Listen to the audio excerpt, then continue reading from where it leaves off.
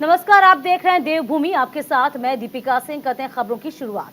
कर्नाटक में कांग्रेस की जीत का जश्न उत्तराखंड में भी देखने को मिला है। उत्तराखंड के रुड़की में भी ये जीत मनाई गई है। जीत का जश्न मनाया गया। दरअसल कांग्रेस के राष्ट्रीय सचिव काजी निजामुद्दीन के आवास पर कार्यकर्ताओं ने एक दूसरे को मिठाई खिलाकर बधाई दी है।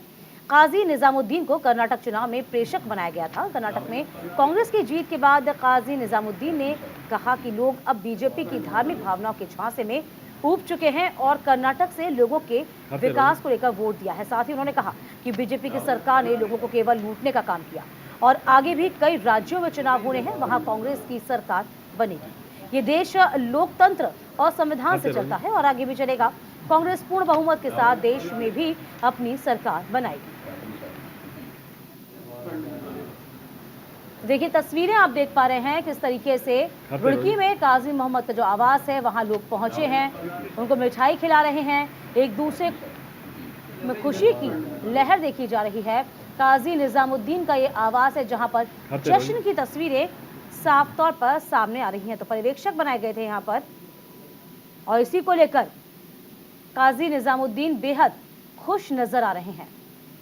तो कर्नाटक में जिस तरीके से कांग्रेस ने बम्पर जीत दर्ज की है, इसमें बीजेपी की रणनीति पर सवालिया निशान खड़ा कर दिया। इसके अलावा आपको बता दें कि काजी ने भी कई बातें सामने कही।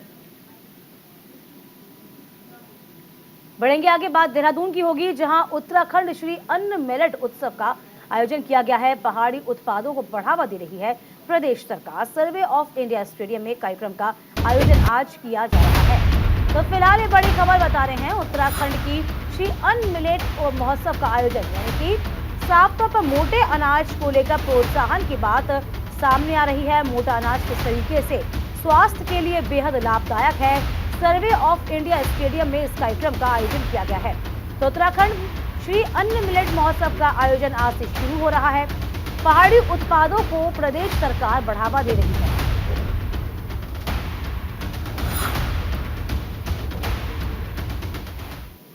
इधर खबर लक्सर से, जहां कर्नाटक विधानसभा चुनाव में कांग्रेस की जीत पर लक्सर में कांग्रेस के प्रदेश महामंत्री राजेश रस्तोगी और नगर अध्यक्ष अरुण चौधरी की अगुवाई में कांग्रेस कार्यकर्ताओं ने लक्सर ट्रक यूनियन परिसर में मिठाइयां बांटकर खुशी जाहिर की है।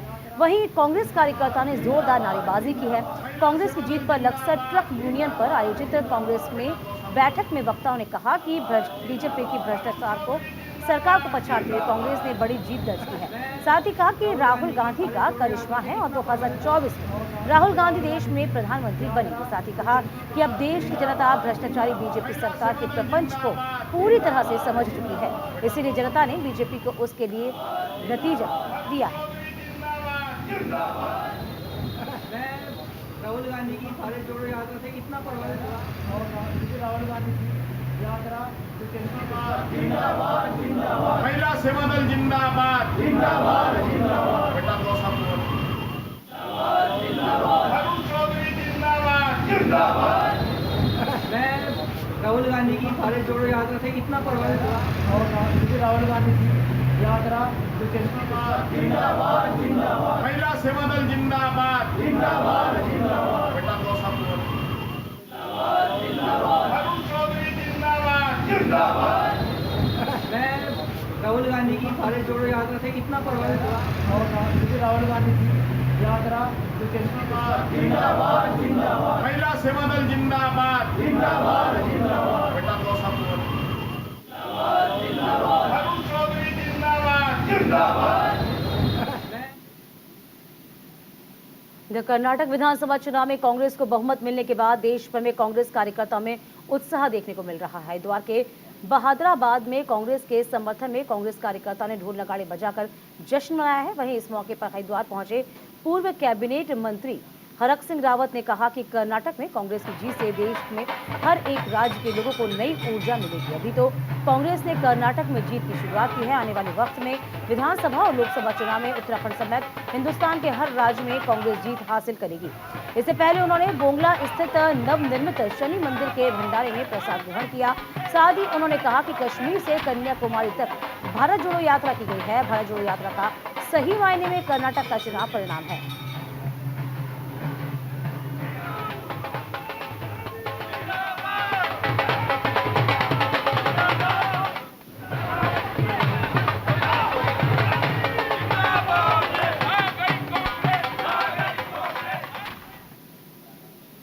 हरिद्वार में बड़ा उदासीन अखाड़ा के 3 बड़े संतों को पद से हटाने की कार्रवाई को महंत रघु मुनि ने गलत ठहराया है। कनखल स्थित बड़ा अखाड़ा में प्रेस कॉन्फ्रेंस करते हुए महंत रघु मुनि ने कहा कि वे पिछले 40 सालों से अखाड़ों की सेवा कर रहे हैं। यूपी के बलरामपुर में 3 महंतों ने मीटिंग करके उनकी सहित कोठारी महंत दामोदर दास और महंत दर्शन दास को मनमानी करते हुए अखाड़ों की संपत्तियों को खुर्द बुर्द करने के आरोप लगाते हुए पद से हटाया, जो कि पूरी तरह से नियमों के खिलाफ है। आपको बता दें कि रघु मुनि ने कहा कि मामले में अगला निर्णय अखाड़ा के भेक मंडल को करना है। भेक मंडल के संत उनके साथ हैं और आगे भी वो जो भी फैसला करेंगे संत उसी का स्वागत करेंगे।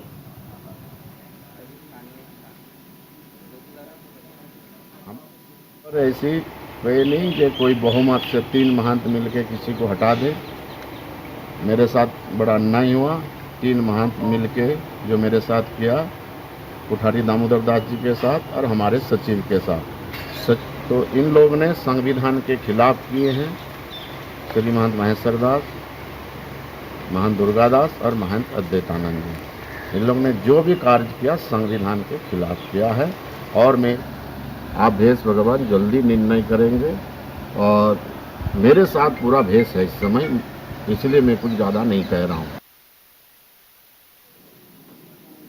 मैंने अपने जो जिस पंगत का मैं हूँ, मैंने उनसे बात की, संतों से बात की और हमारे जो बड़ी गद्दी है कोटफत्ते के महाराज जी सेवादार जी, उनसे भी मैंने बात की। उन्होंने मुझे अभी आज्ञा दी है कि आप कुठार पद का चार्ज दे दो और जो इन लोगों की नीयत पता चल गई है, जो इन लोगों ने कृत्य किया है वो सही नहीं किया है, तो आप इन लोगों से दूर हो जाओ। तो इसलिए मैं उनकी आज्ञा का पालन करके और ये सब मैं अभी कुठार पद भी सौंप रहा हूँ। और तमाम जानकारी के साथ हमारे संवाददाता संजय पुंडीर हरिद्वार से इस वक्त सीधे जुड़ गए हैं। संजय, देखिए जिस तरीके से 3 बड़े संतों को हटाया गया है, अब उनको लेकर आवाज बुलंद हो रही है, लेकिन यदि हम देखा जाए तो इन तमाम संतों पर कहीं ना कहीं आरोप लगे थे, इसी के बाद उनको हटाया गया। देखिए दीपिका, पहले भी हरिद्वार में हमने देखा है कि अखाड़ों की संपत्ति को लेकर कई संतों में आपस में ही विवाद हुआ है, लेकिन अब नया मामला सामने आया है। जो बड़ा उदासीन अखाड़ा है वहां से 3 संतों को बेवजह हटा दिया गया है। यानी कहा जा सकता है कि इन संतों को हटाने के पीछे कई कारण भी रहे हैं, क्योंकि जो अखाड़े के पदाधिकारी है उनसे भी हमारी बात हुई है। उनका यही कहना है कि जो ये संत है वो जमीन में खुर्द बुर्द कर रहे थे। हालांकि इनको यूपी के बलरामपुर में एक बैठक की गई, बैठक में सभी संतों ने आपस में चर्चा की, उसके बाद इनको हटा दिया गया है। हालांकि इसको लेकर जो संत मुनिदास है उनका यही कहना है कि कहीं ना कहीं बेवजह हटाया गया है, ये नियमों के विपरीत है और इनका यही कहना है कि कहीं ना कहीं पूरे प्रकरण की जांच होनी चाहिए। लेकिन संजय, हमने कई बार देखा है, कई मर्तबा देखा है कि अखाड़ों के बीच में रस्साकशी चलती है, अनबन चलती है, लेकिन इस बीच ये भी खबर कहीं ना कहीं सामने आई थी, हमने भी लाइव दिखाया था कि यहाँ पे तमाम जो ऐसे संत है वो ये भी चाहते हैं कि यहाँ जो हरिद्वार में सरकार बने, जो कि शहरी सरकार हो, वह कहीं ना कहीं संथियों से बनाया जाना चाहिए, जो कि संथी समझते हैं। यानी कि संत आखिरकार चाह क्या रहे हैं? देखिए, हम पहले भी कह चुके हैं कि लगातार हम देखते हैं कि हरिद्वार एक ऐसा नगरी है, आस्था की नगरी भी कहा जाता है। देश भर की आस्था हरिद्वार से जुड़ी हुई है। ऐसे में यहाँ पे तमाम जो अखाड़े हैं वो संपत्तियों को लेकर कई बार आपस में भिड़ चुके हैं, जिसको लेकर पुलिस द्वारा उन पर कार्रवाई भी की गई है। लेकिन इस बार बड़ा उदासीन जो अखाड़ा है, यहाँ पर भी काफी समय से जो संपत्ति विवाद है वो चल रहा था, जिसको लेकर यहाँ पे जो पदाधिकारी है उनका यही कहना है कि जो महंत रघु मुनि दास है वो कहीं ना कहीं जमीन में खुर्द बुर्द करने का प्रयास कर रहे थे। यही वजह है कि इनको पद से मुक्त कर दिया है। अब आगे क्या लग रहा है? जिस तरीके से लगातार आंदोलन किया जा रहा है, आगे क्या नजर आ रहा है, क्या तस्वीर दिखती है आगे? देखिए दीपिका, लगातार इस पूरे प्रकरण को लेकर जो तमाम अन्य संत है वो उनका यही कहना है कि इस पूरे मामले की जांच की जाए। जिस तरह से कई गंभीर आरोप भी लगाए हैं और उनका यही कहना है कि जमीन को लेकर काफी समय से विवाद चल रहा था और जमीन में छेड़छाड़ कर रहे थे, यानी गलत तरीके से जमीन को हथियाने का काम कर रहे थे। यही वजह है कि इनको हटा दिया गया है। हालांकि इसको लेकर प्रेस कॉन्फ्रेंस भी की गई है। अब आगे क्या कोई कार्रवाई भी हुई है, कोई FIR भी हुई है, कोई कार्रवाई भी हुई है क्या कानूनी? देखिए, बड़ा उदासीन अखाड़े में पहले कई बार जो संपत्ति विवाद हुआ है उसमें पहले पुलिस कार्रवाई हो चुकी है, लेकिन इस बार जो विवाद हुआ है उनका यही कहना है कि इन्हीं संतों की वजह से यहाँ पर जो जमीन खुर्द-बुर्द की जा रही थी, अब इनको पद से हटा दिया गया है। हालांकि इसको लेकर जो पदाधिकारी है वो लगातार यही कह रहे हैं कि इस पूरे प्रकरण की जांच होगी, आगे की कार्रवाई उसके बाद की जाएगी। क्या दीपिका। मुझे जिन 3 संतों को हटाया गया संजय, क्या उन्होंने प्रेस कॉन्फ्रेंस की, क्या अपनी बात मीडिया के सामने रखी या जाहिर की? क्या सब में बिल्कुल जी। साफ तौर पर वही ये संत है जिनको पद से हटाया गया है। उनका यही कहना है कि बेवजह यूपी के बलरामपुर में एक पहले बैठक की गई और आनन फानन में इनको अपने पद से हटा दिया गया है। हालांकि इनका यही कहना है कि बेवजह हटाए गए हैं, ऐसे कोई आरोप नहीं है, लेकिन इस पूरे प्रकरण की जांच चल रही है। आगे आने वाले वक्त में किस तरह से इन्हें पद मिलता है हाँ। या लगातार ये पद से मुक्त रहेंगे। चलिए संजय, इस खबर पर नजर बनाए रखिएगा, तमाम अपडेट आपसे हम लेते रहेंगे।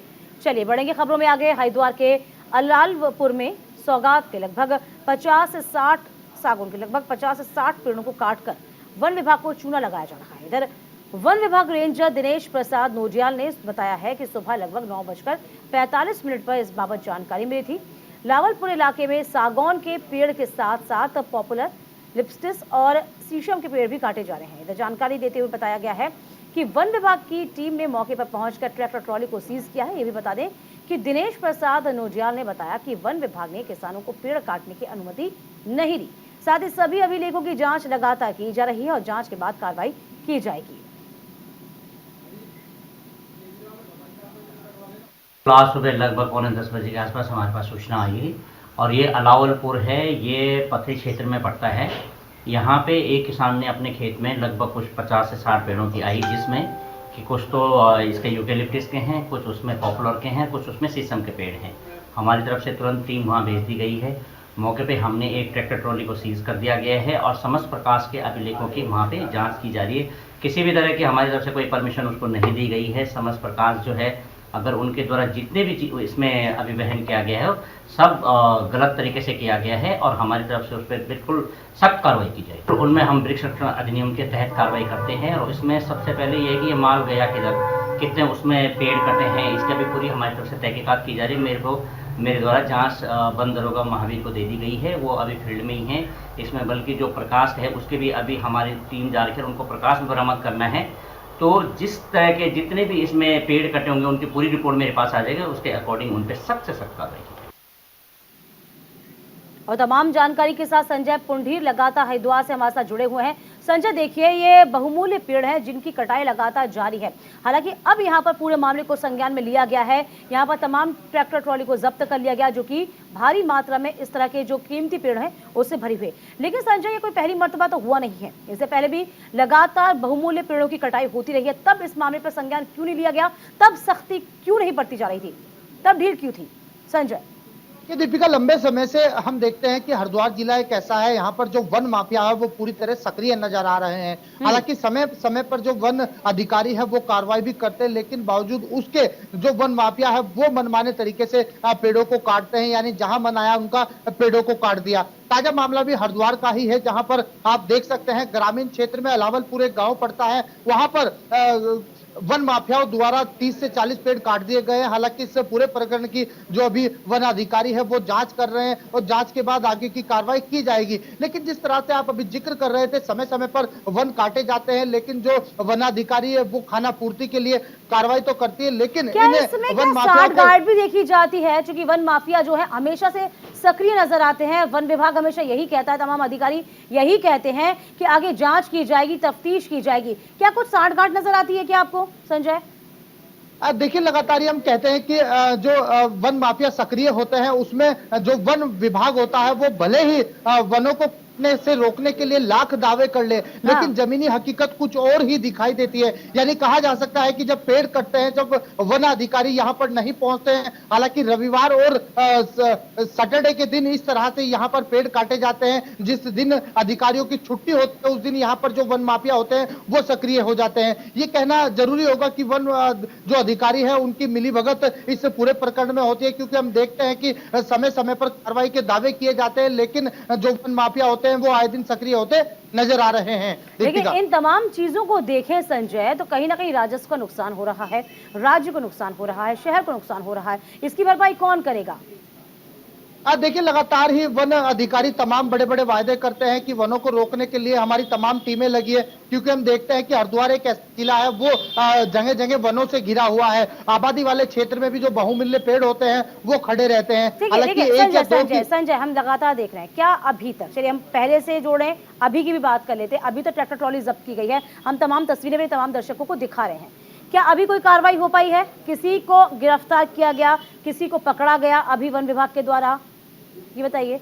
देखिए दीपिका, लगातार ही जब हम अधिकारियों से बात करते हैं, हमारी टीम अधिकारियों से बात करती है, तो उनका यही कहना है कि इसमें जांच की जा रही है, जांच करने के बाद आगे कार्रवाई की जाएगी। लेकिन पहले भी इस तरह के कारनामे जो वन माफिया है कर चुके हैं, लेकिन हम जांच के अलावा जो आगे की कार्रवाई होती है वो आगे नहीं बढ़ पाती है। यही वजह है, ये कहना सही होगा कि कहीं ना कहीं वन अधिकारियों के साथ जो वन माफिया मिले हुए, इसके साथ ही यहाँ पर वनों को ठिकाने लगाया जा रहा है। यानी कुल मिला के हम कह सकते हैं ना कि वन माफिया हावी है वन विभाग पर। हालांकि वन विभाग हमेशा से अपना पल्ला यही कह के झाड़ लेता है कि हम आगे तफ्तीश कर रहे हैं, मामले की जानकारी जुटा रहे हैं। चलिए संजय, आगे भी इस खबर पर रुख करेंगे आपका, बने रहिए मेरे साथ। इस बीच बड़ी खबर आपको बता दें, लक्सर से लेंगे, जहां लक्सर में एक बार फिर से बड़ा जाम लगा। जी हाँ, आपको ये बताएं कि शुगर मिल में गन्ना लेकर जाने वाले वाहनों की वजह से जाम की जो स्थिति है वापस पैदा हो गई।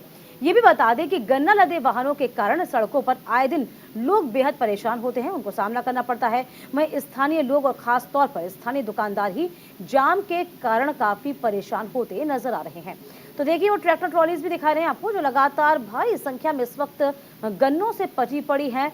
कई बार इन ट्रैक्टर ट्रॉलियों की वजह से भीषण हादसे भी हो जाते हैं, ये आपको पता होगा, क्योंकि इस वक्त सीजन का समय भी है। गन्ना लेकर जाने वाले वाहनों की वजह से जो NH है वो लगातार जाम से दो चार होता ही है। बड़ी बात यह है कि कोई समय यहाँ पर निश्चित नहीं है, कोई समय निश्चित न होने की वजह से ये ट्रैक्टर ट्रॉलियों का जो जाम है लगातार लगता रहता है, लोग इससे परेशान होते हैं।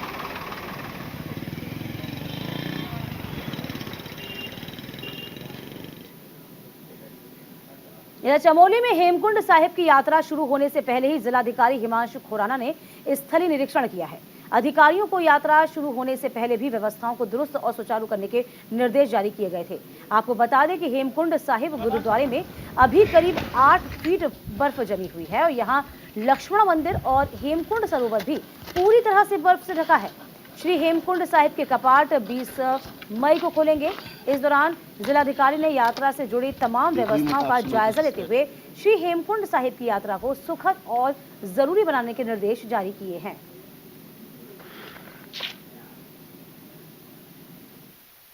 देखिए, आगामी 20 मई को श्री हेमकुंड साहिब यात्रा का प्रारंभ होने वाला है।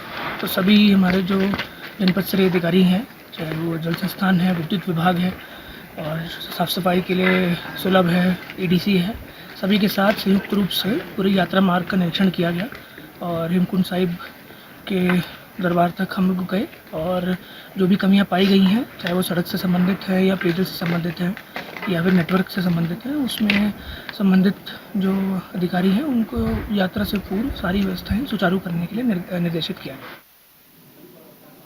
हरिद्वार में वरिष्ठ पुलिस अधीक्षक के निर्देश पर जिले भर में पुलिस ने अभियान चलाकर किराएदारों का सत्यापन कराया है।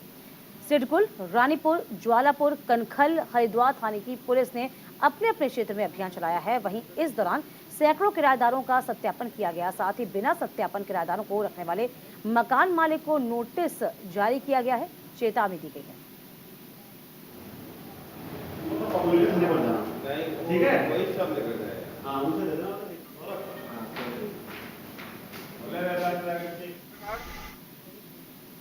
एक तरफ धामी सरकार अवैध निर्माण और भू माफियाओं पर नकेल कस रहा है, दूसरी तरफ विकास नगर में भू माफियाओं के हौसले बुलंद हैं। हम ऐसा इसलिए कह रहे हैं क्योंकि सहसपुर विधानसभा के शिमला बाईपास के चांदनी चौक के पास भू माफियाओं ने बिना परमिशन के बुलडोजर को चलवा दिया। फिलहाल मामला आला अधिकारियों के संज्ञान में लिया गया है, लेकिन कार्रवाई का अब भी सिर्फ इंतजार।